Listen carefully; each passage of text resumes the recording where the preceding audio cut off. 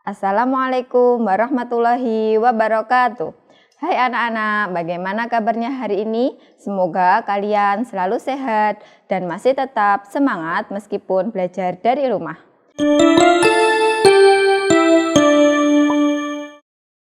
Kali ini kita akan belajar tema 6, subtema 2, masih dalam materi lingkungan sekitar rumahku, pembelajaran 3 dan 4. Apa saja yang akan kita pelajari di pembelajaran 3 dan 4? Yang pertama, kita akan belajar menggunakan kalimat ajakan, kerjasama di lingkungan, bentuk-bentuk bangun datar, memperagakan percakapan, menggunakan kalimat ajakan dan tanggapan, mengenal berbagai gerakan ayunan, dan yang terakhir kita belajar memeragakan gerakan tari. Selanjutnya anak-anak, kita akan belajar bentuk-bentuk bangun datar. Nah, coba kita perhatikan bersama, di situ ada sebuah rumah. Nah, di sini ada teksnya, kita baca bersama. Edo senang memiliki banyak teman di rumah. Mereka bermain bersama. Edo mengajak teman-temannya ke rumah. Teman-teman Edo sangat senang. Mereka mengamati rumah Edo yang sangat rapi. Mereka menemukan bentuk-bentuk yang sering mereka lihat. Ayo amati gambar rumah Edo. Bentuk apa saja yang kalian temukan dalam rumah Edo anak-anak? Ya, dalam rumah Edo kalau kita amati bersama, atapnya itu berbentuk segitiga. Ya, kalian perhatikan. Kemudian kita perhatikan pintu rumah Edo. Nah, pintu rumah Edo itu berbentuk persegi panjang. Selanjutnya ada jendela rumah Edo itu berbentuk persegi. Dan kita coba amati lagi ubin atau lantai rumah Edo. Nah, lantai teras rumah Edo itu berbentuk persegi juga. Kalian sudah bisa mengamati? Ya, selanjutnya kita belajar menggunakan kalimat ajakan. Nah anak-anak, di situ ada sebuah teks. Coba dalam sebuah teks itu kita lengkapi dengan kalimat ajakan. Kita di pembelajaran sebelumnya sudah belajar tentang kalimat ajakan. Nah, kali ini kita coba terapkan kalimat ajakan itu dalam sebuah percakapan yang akan dilakukan oleh Edo dan Udin ini. Ya, di situ Edo berkata, titik-titik masuk ke rumahku teman-teman. Coba, kira-kira kalimat ajakan apa yang pas, yang harus diucapkan Edo? Nah, ya, ayo. Ayo masuk ke rumahku teman-teman. Nah, seperti itu.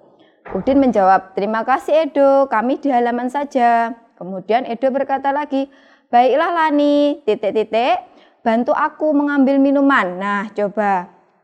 Kira-kira apa ya kalimat ajakan yang tepat? Ya, bisa dengan mari, mari. Kemudian Lani menjawab, baik Edo. Kemudian Siti berkata lagi, teman-teman rumah Edo bersih dan rapi. Mari kita perhatikan pintu rumah Edo. Ayo kita lihat lubang anginnya. Mari kita amati jendela dan atapnya. Semua bersih dan rapi.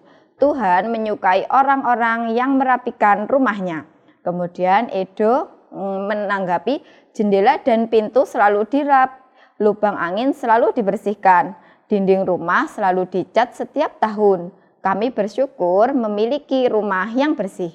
Nah, seperti itu anak-anak, kalimat ajakan yang harus kita lengkapi dengan di percakapan Edo dan Udin. Kalian bisa menggunakan kalimat ayo atau mari.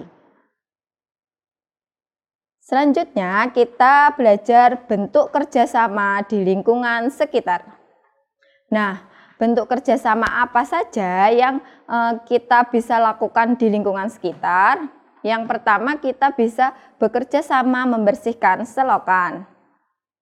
Yang kedua, kita bisa bekerja sama membersihkan jalan. Kemudian kita juga bisa bekerja sama membersihkan sampah. Dan jangan lupa pula kita bekerja sama membersihkan rumput liar yang ada di lingkungan sekitar rumah kita agar lingkungan sekitar kita tetap bersih.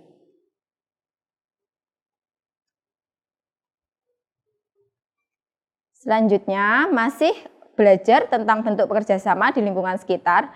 Nah, kalian perlu ingat-ingat anak-anak, kerjasama membersihkan lingkungan sekitar itu saling membantu satu sama lain. Jadi bentuk kerjasama di lingkungan sekitar itu harus kita lakukan dengan bersama-sama orang lain. Contohnya dengan keluarga kita, dengan tetangga kita, maupun orang-orang dekat di sekitar kita agar rumah kita atau lingkungan sekitar kita itu selalu bersih.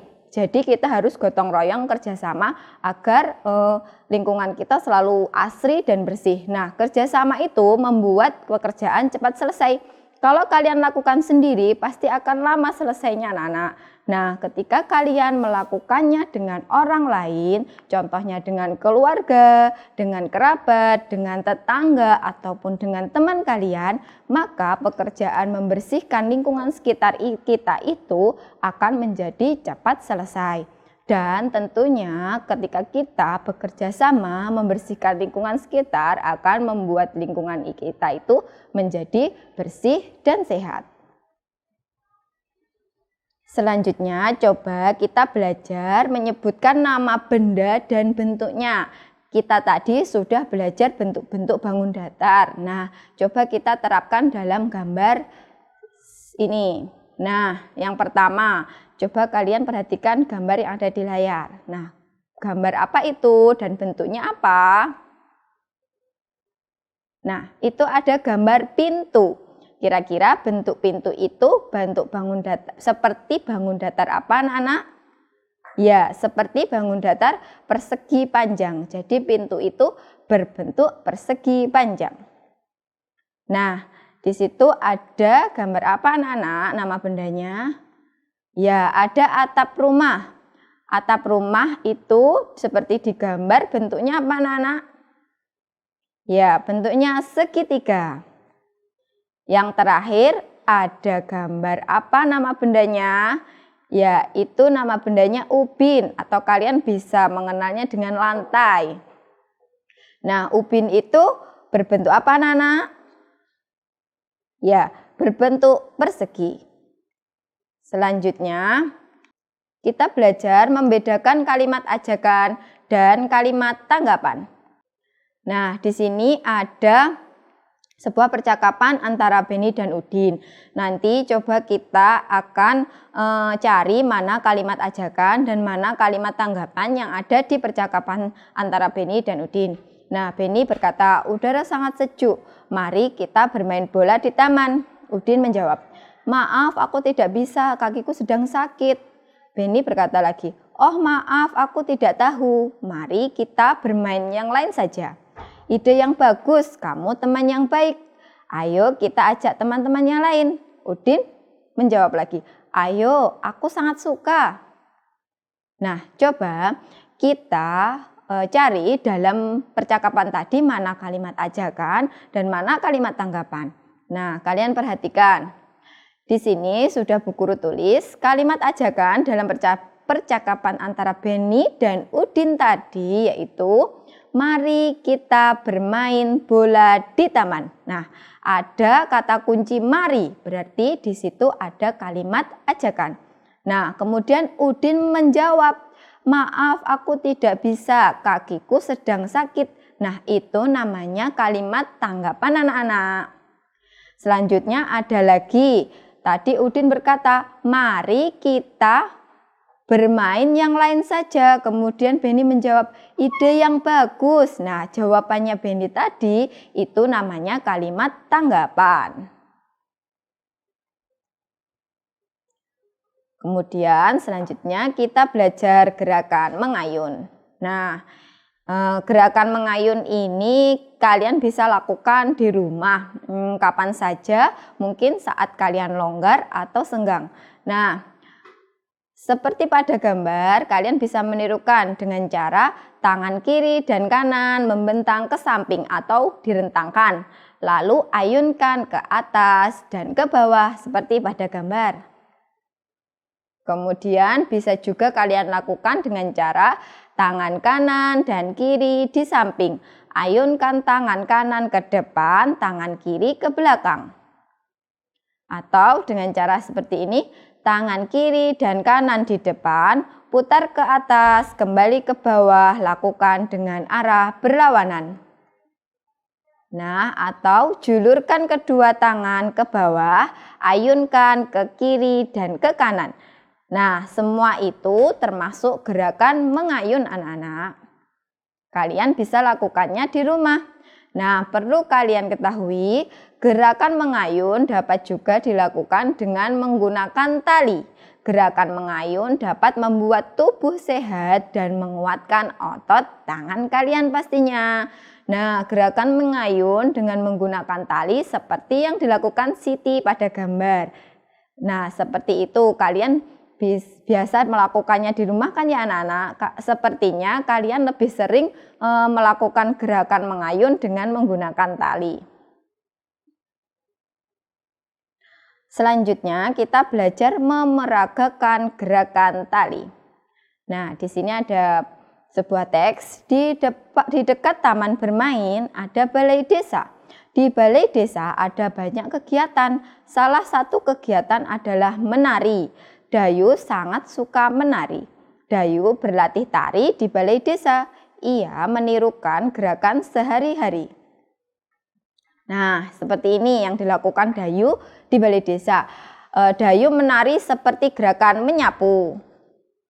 Ada lagi Dayu menari seperti melakukan gerakan memungut sampah, membuang sampah, dan juga memetik ranting. Kita juga sudah pelajari di pembelajaran sebelumnya. Nah, ini kalian bisa aplikasikan atau bisa kalian tirukan di gerakan menari. Nah, ini Siti dan teman-temannya juga sedang menari anak-anak. Nah, kita coba perhatikan anggota tubuh apa saja yang bergerak saat menari. Nah, coba kalian ingat-ingat atau perhatikan. Anggota tubuh apa sih yang bergerak saat menari?